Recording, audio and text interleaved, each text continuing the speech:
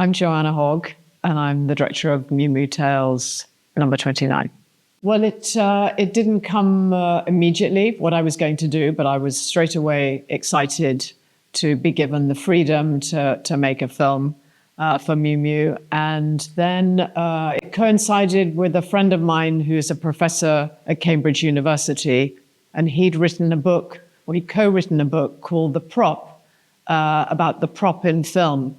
So it made me think of what's important about Miu Miu, and I thought of handbags, and had the idea that the film would focus on a prop, in a sense, on an object. And so I wanted to choose a handbag, a particularly iconic one of Miu Miu called the Wonder Bag. So I've become very fond of the Wonder Bag, and I wanted the story to be told from the point of view of the handbag, but it's the autobiography of a handbag. So it's the lifespan of the bag. Although I have to say, without giving away the ending, I don't think the handbag dies. I think handbags are kind of immortal in a way. So this friend had written this very academic book about the prop, and it just made me think of how in films, sometimes we're concentrating on an object or an object's in the background, and how it interested me to put an object in the foreground of a story and for the people to be seen in the background, in a sense. After I had this idea, it then began to evolve, and I thought I want to film in Italy, because obviously Miu Miu is the Italian brand, but also I have Italy very much in my heart. I live part of the time here in Italy. So and so I thought, okay, a particular part of Italy I wanted to film in, and that the lifespan of the bag would take place in this area of the Maremma.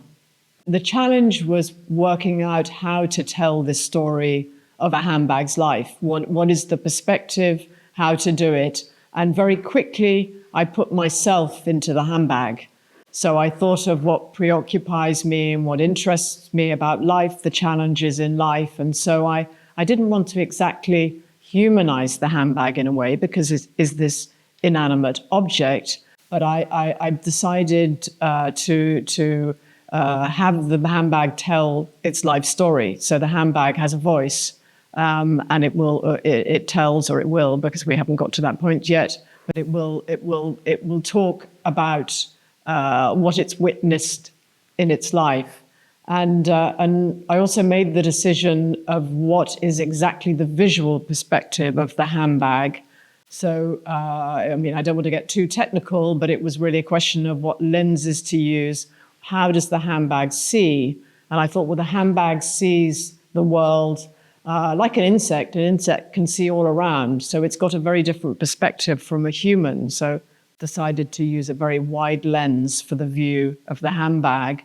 And then, of course, like we witness our own lives and we think of our memories, that the handbag, in remembering its life, because we start the story as the handbag is thinking back over its life, that it would have an objective view of its life. So you don't just see it subjectively from its point of view. You also see what it remembers of certain situations in its life. So then we use another lens, a less wide lens, to depict that aspect of its life.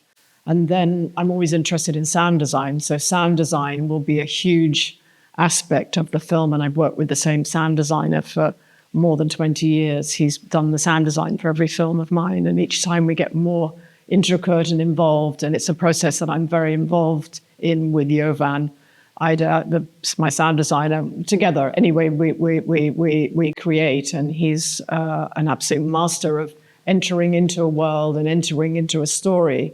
And what's been very special with the process of shooting this Miu Miu film is that he's actually doing the location sound as well. So he's not just doing the work afterwards, he's actually with us during the process. And we've just been filming on a train. And for example, he came with us, obviously, and he can capture all the natural sounds that become part of the soundtrack. So then it was about how to shoot the film. So from a technical point of view, what kind of camera to use, how to depict the story.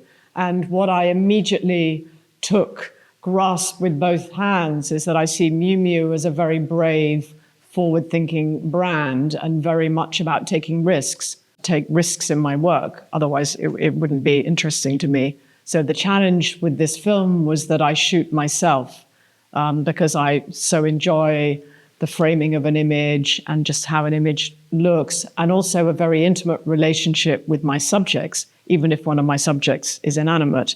I like to have this rapport, and the best way of having that rapport is to be behind the camera looking at your subject. So then I thought, well, okay, I haven't done this before on a film, on a short film. Actually, I did one thing for the Centre Pompidou myself, but it was just something I did completely on my own. This was different challenge because I'd be working with a crew. So then I thought, well, because of this perspective of the handbag and the having made this other short film myself and enjoyed it so much, I was shooting on an iPhone. So I thought, okay, the technology of the iPhone is getting so sophisticated now. And I was very impressed with this previous film, how it looked on a big screen. So made the decision to shoot on an iPhone, in fact, 4 iPhones, but not all at the same time, but to work around that. And then the ability, one of the wonderful things about using the iPhone and having this subject of the handbag is that it's so small, the phone, you can just put it in the bottom of a bag or at the back of a cupboard. You can throw it around in different situations and be much more mobile and free creatively. What is wonderful about how this project came about, how I was invited to make the 29th Miu Miu film, is I'd been working, waiting for another project to happen and getting frustrated that it wasn't happening. And then I got a message of, was I interested to make one of the Miu Miu films? And I didn't hesitate for a millisecond because, well, for multiple reasons, actually. So the first, well, it's not in order of importance, but one reason is that if I have to choose a brand that I love, I wouldn't hesitate to say Miu Miu and what Mrs. Prada has done, over her life, over her working life. I've been close to from quite near the beginning, and so always felt very comfortable whenever I was privileged to wear her clothes, and something about as a woman and confidence, you don't feel vulnerable in her clothes. There's something very comfortable that she's doing, but it's also the risk-taking that she's doing, which I feel very aligned to.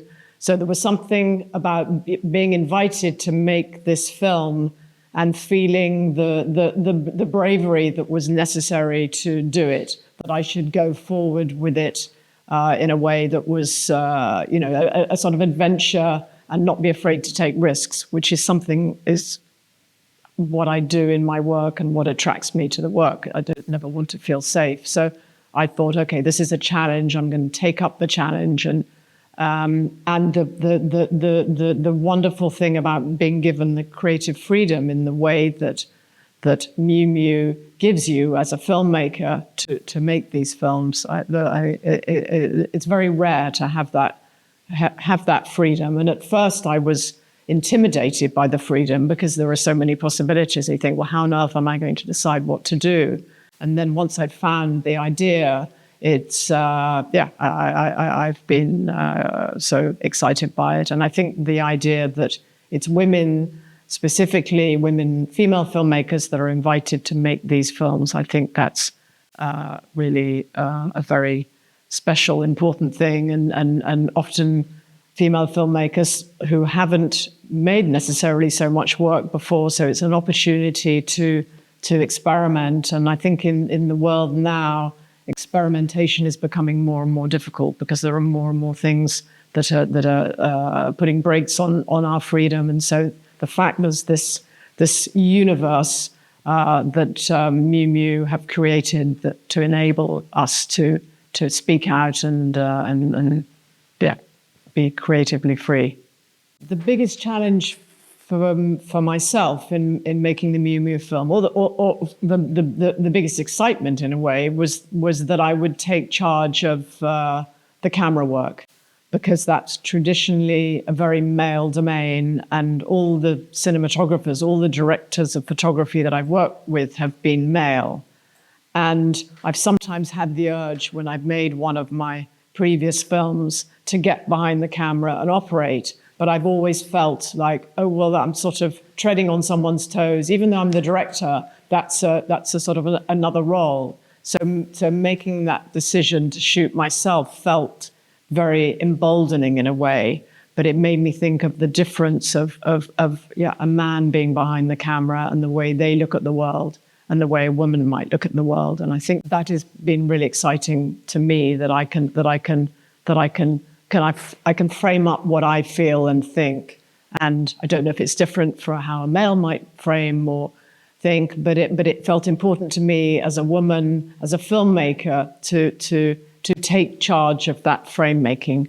I'm not sure if I'll do it again, whether I would do it on a feature film, because of course a feature film is a much longer process, and well, who knows? But I've really enjoyed, and I am enjoying doing it with this film.